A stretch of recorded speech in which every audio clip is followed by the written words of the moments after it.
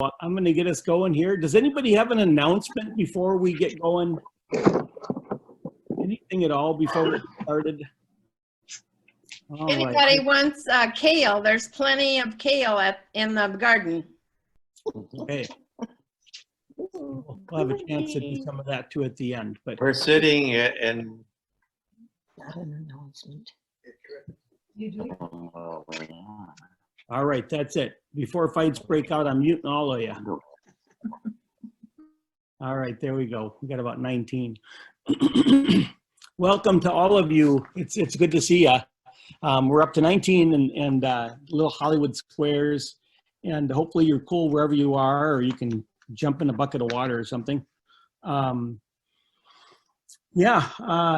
let's begin with a word of prayer, and then we'll get started. Here we go. The Lord be with you all.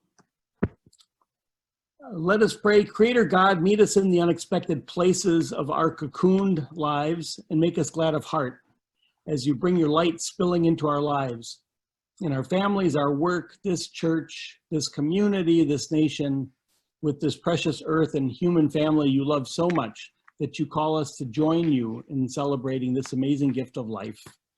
Amen.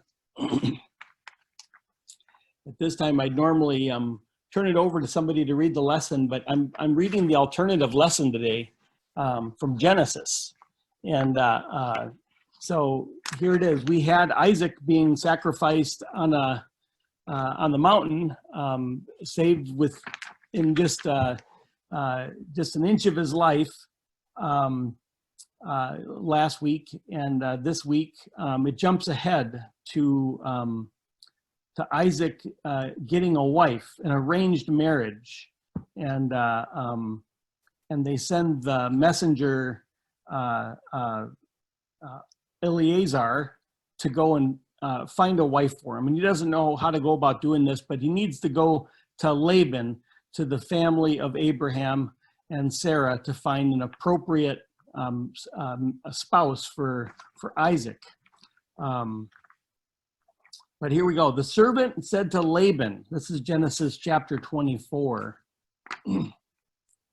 I am Abraham's servant. The Lord has greatly blessed my master, and he has become wealthy. He has given him flocks and herds, silver and gold, male and female slaves, camels and donkeys. And Sarah, my master's wife, bore a son to my master when she was old, and he has given him all that he has. My master made me swear, saying, you shall not take a wife for my son from the daughters of the Canaanites, in whose land I live, but you shall go to my father's house, to my kindred, and get a wife for my son. I came today to the spring and said, O Lord, the God of my master Abraham, if now you will only make successful the way I am going, I am standing here by the spring of water. Let the young woman who comes out to draw, to whom I shall say, please give me a little water from your jar to drink, and who will say to me, drink, and I will draw for your camels also.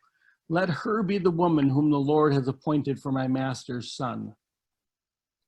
Before I had finished speaking in my heart, there was Rebekah coming out with her water jar on her shoulder, and she went down to the spring and drew, and I said to her, please let me drink. She quickly let down her jar from her shoulder and said, drink, and I will also water your camels. So I drank, and she also watered the camels. Then I asked her, whose daughter are you?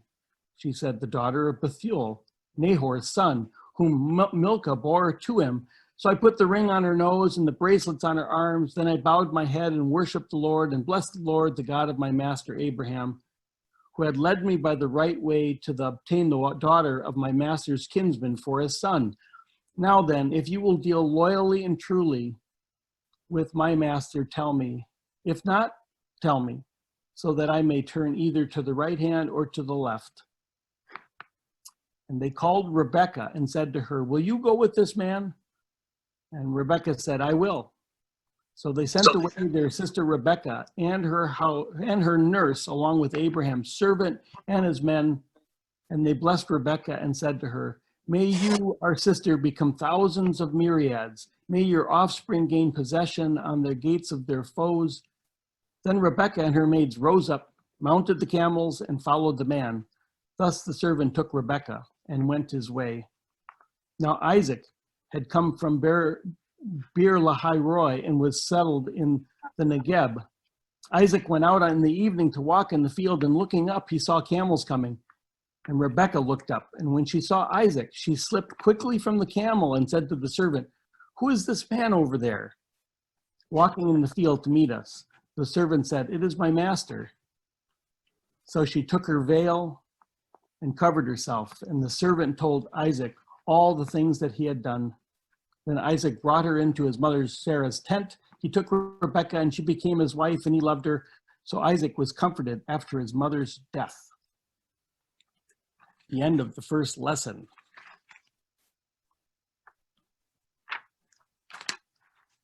I'm going to read Matthew paired with it. Matthew chapter 11. Jesus said to the crowd, "To what will I compare this generation? It's like children sitting in the marketplaces and calling to one another. We played the flute for you, and you did not dance. We wailed, and you did not mourn. For John came neither eating nor drinking, and they say he has a demon. The Son of Man came eating and drinking, and they say, look, a glutton and a drunkard, a friend of tax collectors and sinners. Yet wisdom is vindicated by her deeds." At this time, Jesus said, "I thank you, Father, Lord of heaven and earth, because you have hidden these things from the wise and the intelligent, and have revealed them to infants. Yes, Father, such as was your gracious will. And things have been handed over to me by my Father, and no one knows the Son except the Father, and no one knows the Father except the Son, and anyone to whom the Son chooses to reveal him. Come to me, all that you are weary and are carrying heavy burdens, and I will give you rest. Take my yoke upon you and learn from me, for I am gentle and humble in heart, and you will find rest for your souls. For my yoke is easy and my burden is light." So the people look to John the Baptist, and they say,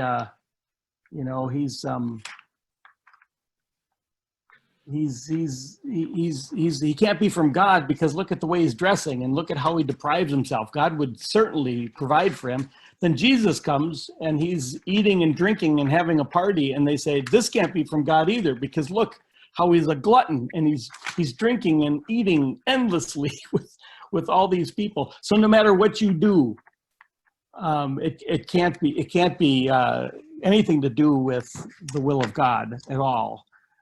So Jesus is saying that to the people that he's speaking to in this generation. You can't win one way or another. So a couple words to say today.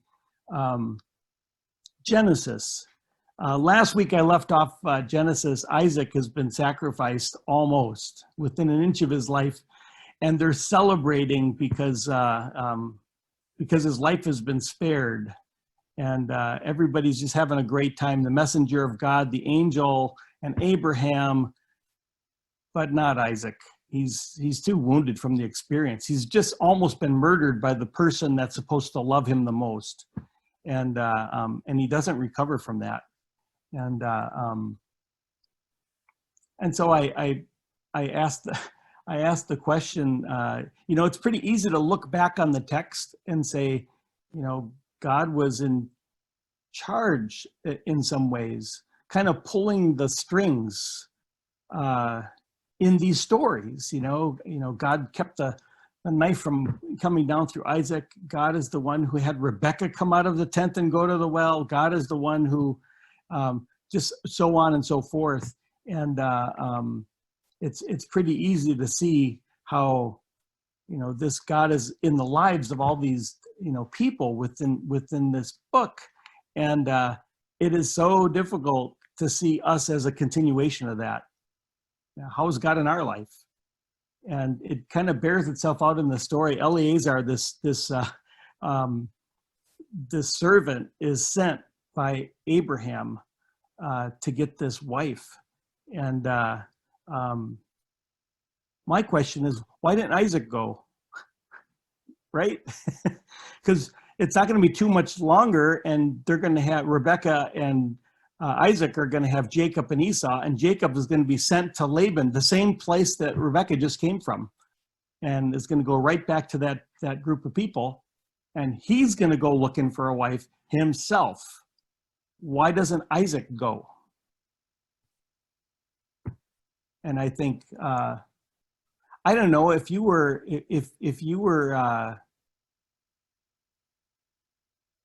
so mentally disabled in some ways and brutalized by almost being sacrificed. Maybe you're in no condition.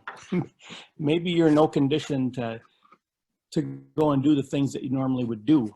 And the more you look at the story of Isaac, you'll come to find he's in no condition to do anything ever again. And I've said it over and over, but Isaac is the weakest character in the entire Bible. And he's on his deathbed from that day on. And so the knife might have been spared, but the damage was done. And so you'd think that the story would end right there, right? How does the story go forward?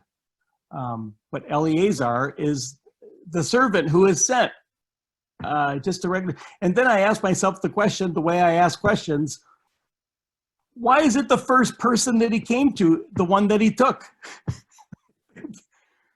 If he was choosing for himself, do you think he would have been a little choosier? Perhaps. But it's easier to choose for someone else, perhaps, than for yourself. No second guessing, no questions. I'm sure the words that she uttered was exactly what his prayer was. It's like, oh, here's one, this'll do. Let's go. Will you work? You'll come. All right, let's go. And off they go. Not a whole lot of, there's no pre-marriage questionnaire that they take. There's no, hey, let me introduce you to the family or to friends. Find out what your Myers-Briggs is. Nothing. What hymnal do you use? Are you Catholic or are you Presbyterian? Nothing, not a thing, just come. And God is in the midst of that, and so on and so forth, and it just keeps going.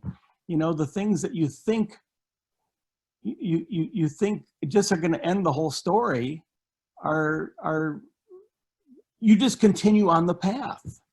And it's led me to thinking today about a number of things, but one is in your own lives, and I debated doing this at all. In your own lives, is there something that you can remember back to that had you said no to, you wouldn't be here right now, here in this place, on this screen, with the person sitting next to you, or else? And it's not just one thing, it's many, many, many things. I was making $4 an hour cash under the table when I was 15, which was more than double the minimum wage. And when it came time for summer, I decided I needed to get out of the city. I want to leave Chicago and I want to go see something different. So I need a 2-week vacation. So I told my boss, the cabinet maker, I need a vacation. And he said, we don't take vacations around here. And besides, you're going to go to college in a couple of years and you need the money. You can't leave. I need you. And I'd been working, practically full time, even through school. And I said, no, I really need to go away for a couple of weeks. Nope, you can't. And I said, well, I'm going to go.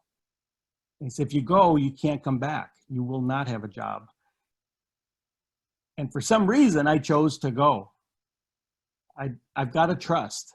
Maybe I have to make $1.60 something an hour, but I need to go. And so I went with a friend, and I was telling my friend this story. So you think, okay, the story's over, but on the way out of the city, I'm telling my friend, that I'm not going to have a job when I get back. And he said, well, I wish that was me, because I hate my job. You know, I working for these Peace Corps volunteers that are buying up buildings in these burned out neighborhoods, and they want me to paint the places, and I hate painting. I just hate it.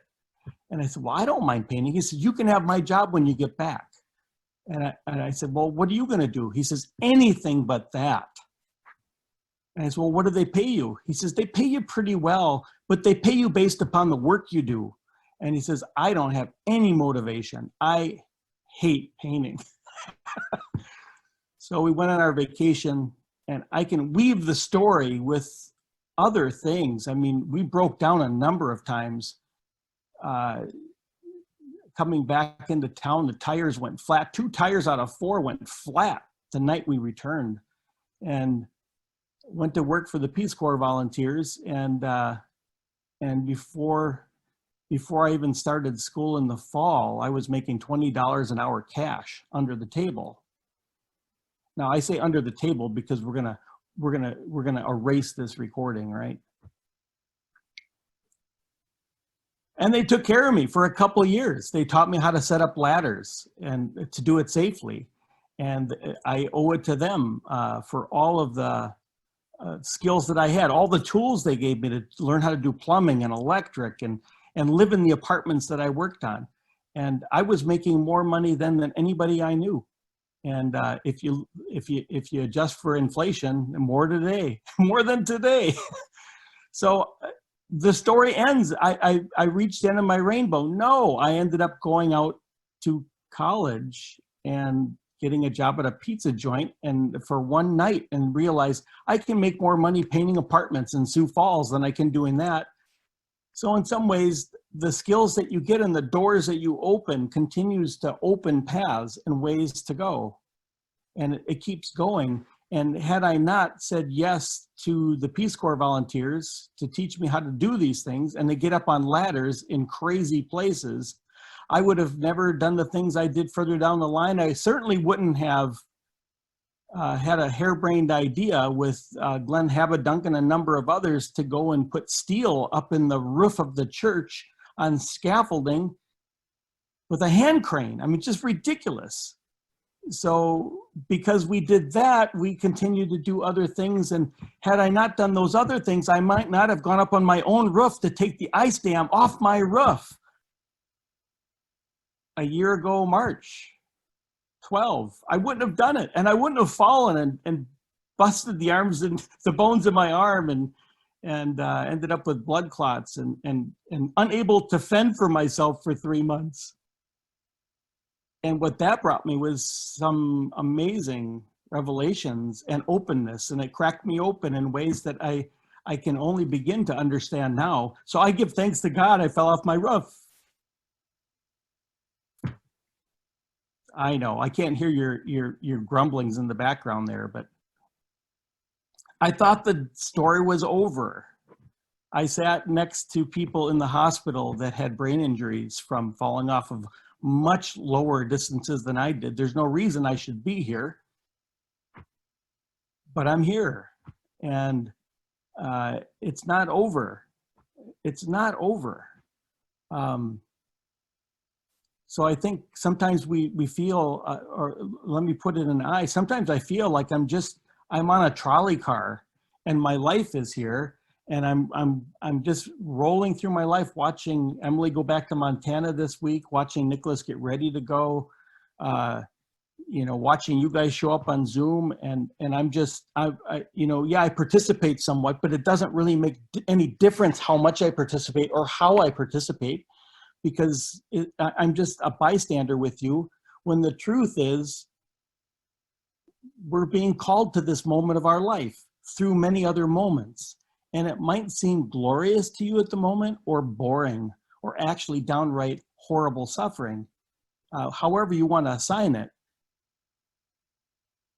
But there's some kind of divine connection that we have to the Creator that weaves us into each other's lives and into the world we're in. And sometimes we just let our visions get clouded with whether we're having a good time or not, whether we can see the outcome or not. And I think about our I think about our nation today, 4th of July yesterday, you know, to create a Declaration of Independence and then a Constitution. The moment that the Constitution was unveiled and adopted, they had to start putting in amendments because they'd forgot stuff, or because they weren't clarifying things, or they needed to change things. And it was going to be a lot of years later before Black men were considered to be equal to white men.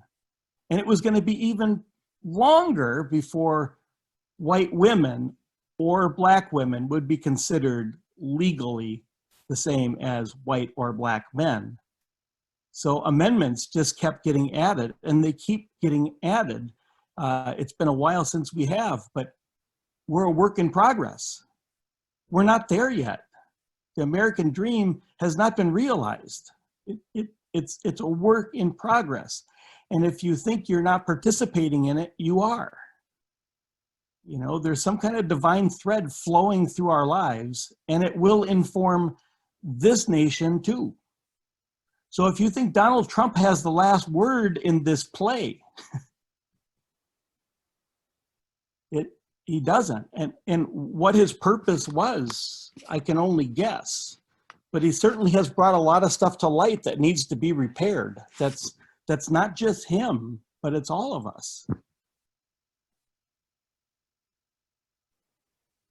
So cries for defunding the police, it may sound crazy, but if you investigate and look at how the police have been created and the years that they have been in, there's a lot in there that needs amendments and different places for different times. We are a work in progress. So can we participate? Can we show up? And can we see that we are brothers and sisters, even if we are on the opposite sides of the political divide or otherwise? But do we believe in the dream of America? Do we really believe in that? And what is it? Do we believe in the dream that God has for us? And can we make it concrete? Can we choose and not choose? And see that, yeah, there's a camel coming and somebody's on it. And it might look bad right now, but there's something good coming from it around the corner. It doesn't mean be Pollyanna, but it means stay awake, pay attention, make some choices, walk through some doors, say hello, give an elbow bump, stay away from Dennis, don't let him on camera, to get dressed, although we love him. It's all a part of the what we're called to.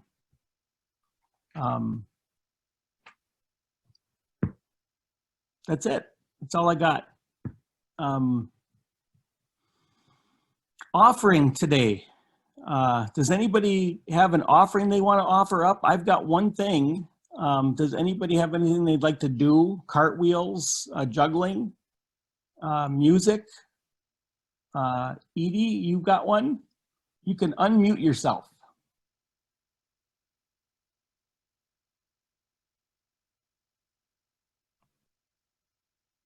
Is it working?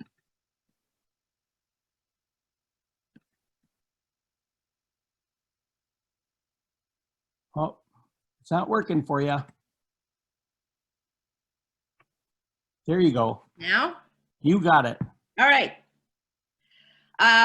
Reflecting on July 5th, which is today, this is from the speech by Frederick Douglass.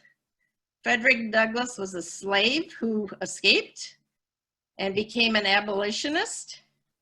And he, this is what it says on public TV or public radio. It says on July 5th, 1852, Douglass gave a speech at an event commemorating the signing of the Declaration of Independence held at Rochester's Corinthian Hall. It was a biting oratory in which the speaker told his audience, "This July 4th is yours, not mine. You may rejoice. I must mourn." And then this is the part of the speech that a historian says was the most moving passage in all of Douglas's speeches. What, to the American slave, is your 4th of July?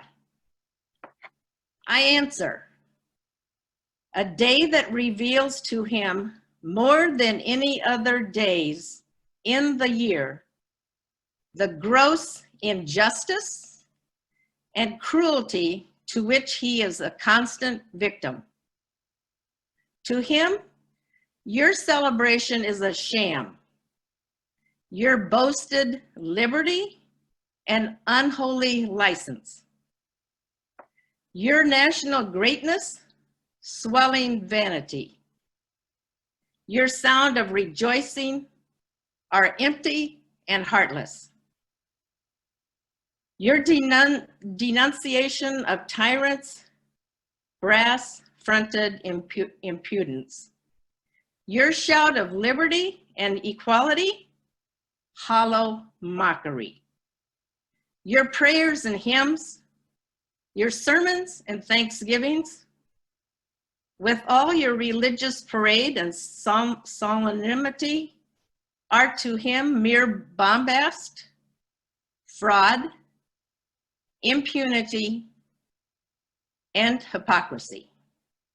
A thin veil to cover up crimes which would disgrace a nation of savages. There is not a nation on the earth guilty of practices more shocking and bloody than are the people of the United States at this very hour. I also watched the documentary 13 this week on Netflix. I would encourage you to watch it and find out what we are doing as the white majority with our policies to still enslave anyone in our country of color. Mhm. The end. Thank you, Edie. Thank you, thank you. Yeah, America's not done. Anybody else? It's like the Preußes may have something there.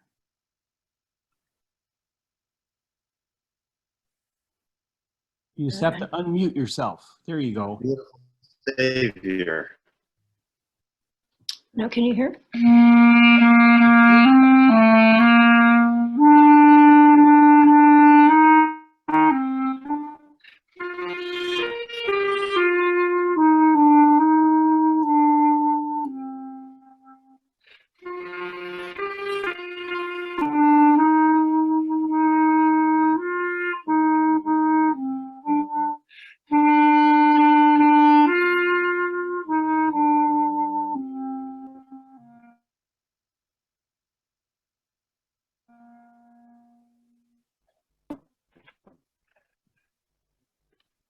Could you hear it? Yeah, that was great. Thank you. That was very sweet. No, that was really nice. Thank you so much. Anybody else? Anybody else? I have He's still playing, isn't he? I have another reading to give you with this idea that, you know, we're not done. We're not done. We're not done in this quarantine. We're not done. Not done as Lutherans. We're not done as Christians or Muslims. We're not done as America. And I have to read this poem by Langston Hughes. Let America be America again. So here's Langston Hughes. He died in 1967. Let America be America again. Let it be the dream it used to be. Let it be the pioneer on the plain seeking a home where he himself is free. America never was America to me. Let America be the dream the dreamers dreamed. Let it be that great strong land of love where never kings connive nor tyrants scheme, that any man be crushed by one above. It never was America to me. Oh, let my land be a land where liberty is crowned with no false patriotic wreath, but opportunity is real and life is free. Equality is in the air we breathe. There's never been equality for me, nor freedom in this homeland of the free. Say, who are you that mumbles in the dark? And who are you that draws your veil across the stars? I am the poor white, fooled and pushed apart. I am the Negro bearing slavery's scars. I am the red man driven from the land. I am the immigrant clutching the hope I seek and finding only the same old stupid plan of dog eat dog, of mighty crush the weak. I am the young man full of strength and hope, tangled in that ancient endless chain of profit, power, gain, of grab the land, of grab the gold, of grab the ways of satisfying need, of work the men, of take the pay, of owning everything for one's own greed. I am the farmer, bondsman to the soil. I am the worker sold to the machine. I am the Negro servant to you all. I am the people, humble, hungry, mean, hungry yet today despite the dream, beaten yet today, O pioneers. I am the man who never got ahead, the poorest worker bartered through the years.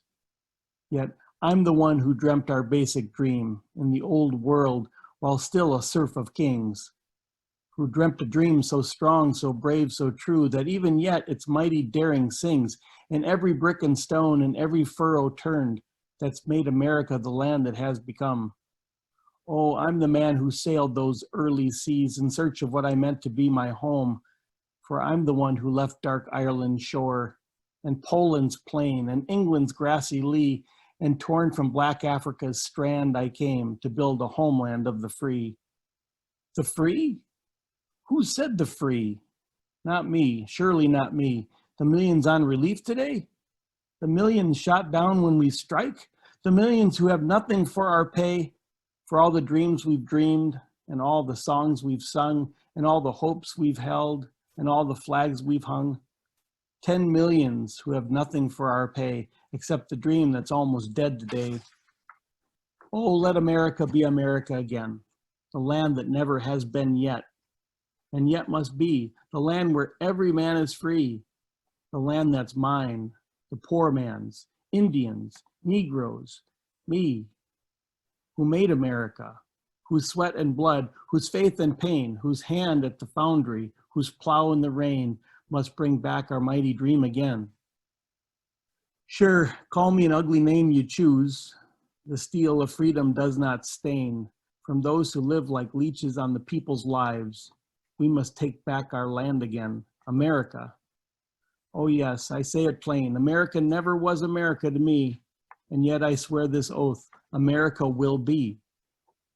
Out of the rack and ruin of our gangster death, the rape and rot of graft and stealth and lies, we the people must redeem the land, the mines, the plants, the rivers, the mountains, and the endless plain, all the stretch of these great green states, and make America again.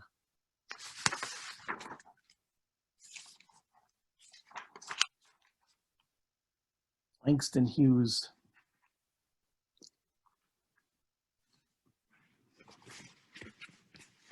We're not there yet.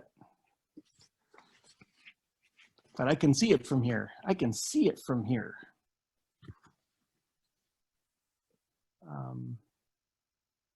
Anybody else? Anybody else? I have the reading of a poem I'd like to do by sharing my screen.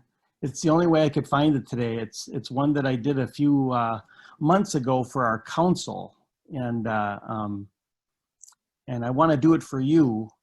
which connects to the text, which connects to the text of our lives and the text of this nation, and just how you think that you're just one little spoke in the wheel and you don't make a difference. Everything makes a difference. Everything makes a difference, and that's what this is about. So I'm gonna share my screen with you now, and I'm gonna play a poem by Arden Howland, I think is his name. So bear with me for a second.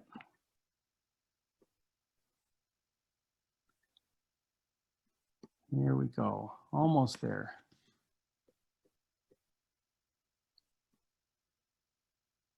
There's no visual, it's just sound. Here we go.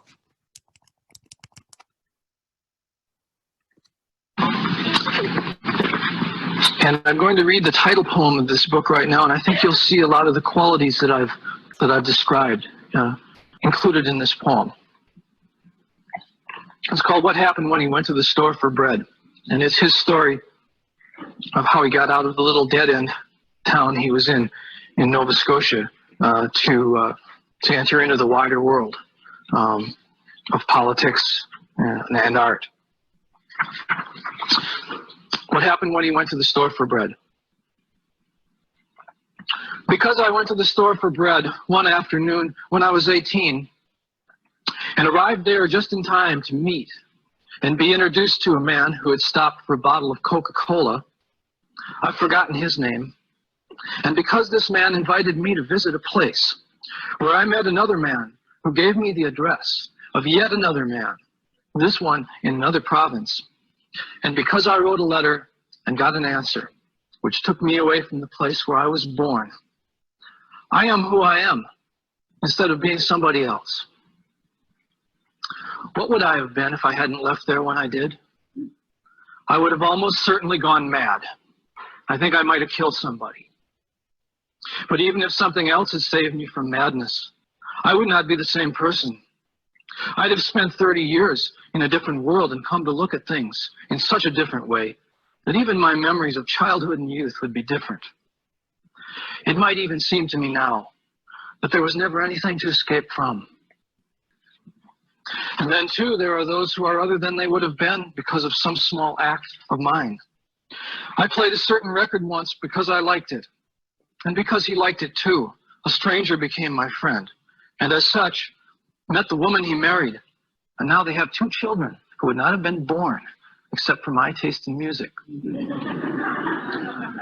Carrying that thought farther still, there must be people in cities that I've never visited whose lives have changed, perhaps not because of what I've written, but because I wrote.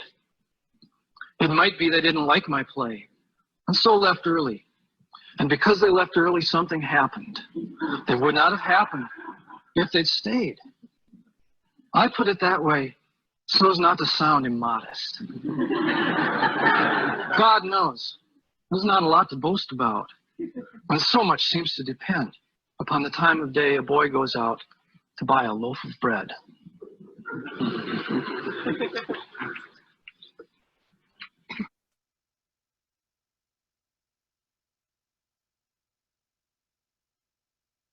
It's all important, people.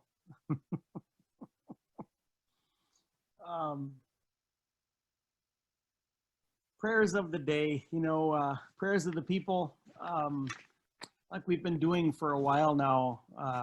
I'll offer up at the beginning, and then in silence we can offer up our own prayers, and then we'll do a benediction, and we'll be in breakout groups if you'd like. So I bring you Jan Richardson once again on Stay. I know how your mind rushes ahead, trying to fathom what could follow this. What will you do? Where will you go? How will you live? You will want to outrun the grief. You will want to keep turning toward the horizon, watching for what was lost to come back, to return to you and never leave again. For now, hear me when I say all you need to do is to still yourself, and to turn toward one another is to stay. Wait and see what comes to fill the gaping hole in your chest. Wait with your hands open to receive what could never come except to what is empty and hollow. You cannot know it now, cannot even imagine what lies ahead, but I tell you the day is coming when breath will fill your lungs, as it never has before, and with your own ears you will hear words coming to you new and startling. You will dream dreams and you will see the world ablaze with blessing. Wait for it. Still yourself. Stay.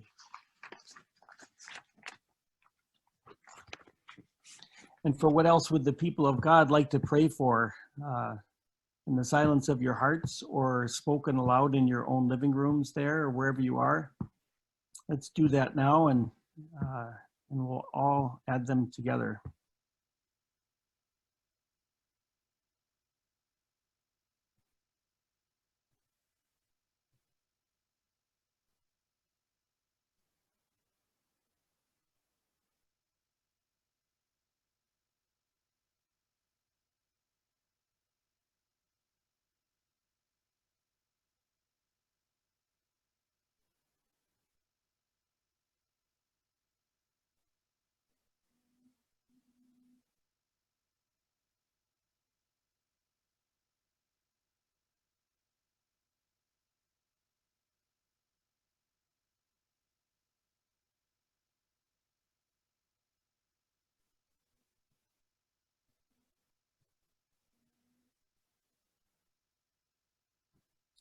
Amen.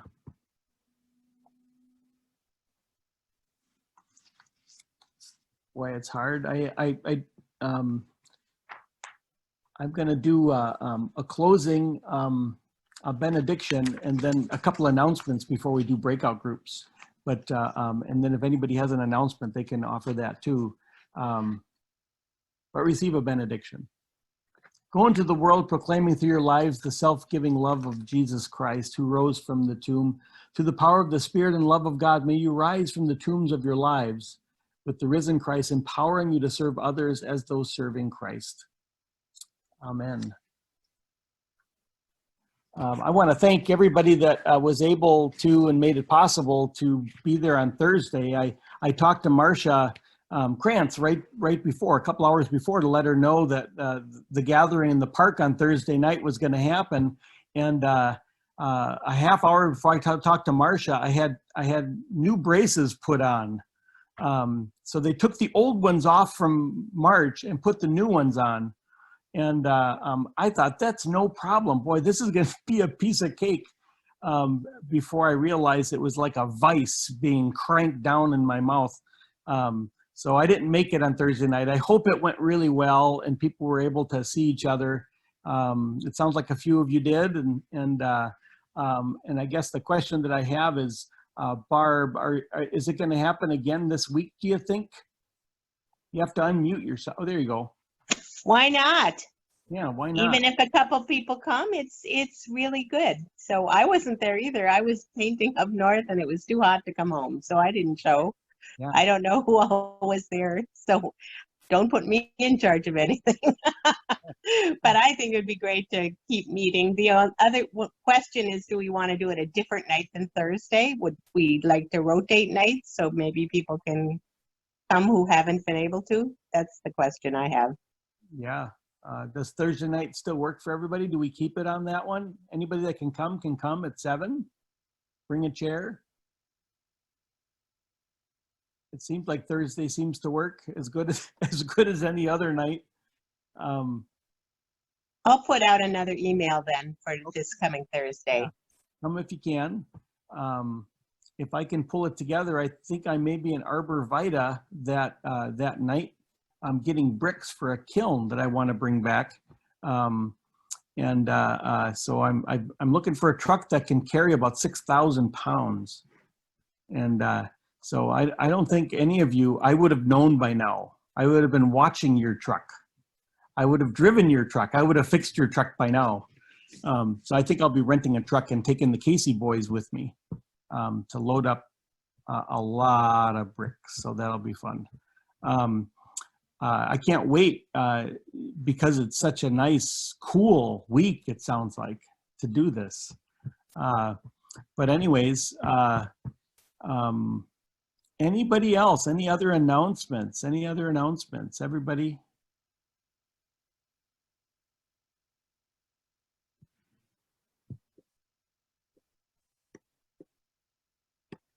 Lynn, were you needing to say something? No. Okay. Lynn's got a piece of artwork that she's been working on for Black Lives Matter, Say Their Names, and that'll be put up on the outside of the church as soon as we can secure the names on the cloth. It sounds like we've got round 2 going on there now. See if that'll work. And know that you can come anytime you want, and you can add things to the altered tables that we have underneath our little flags. If you're interested in doing some pottery, we've got some wheels set up and they're all working. And we can set up a time that is clear and clean for you to come in. But I can't guarantee it'll be cool. It's going to be hot. We'll work on AC this week. But all right. Well, I'm gonna break us up into breakout groups.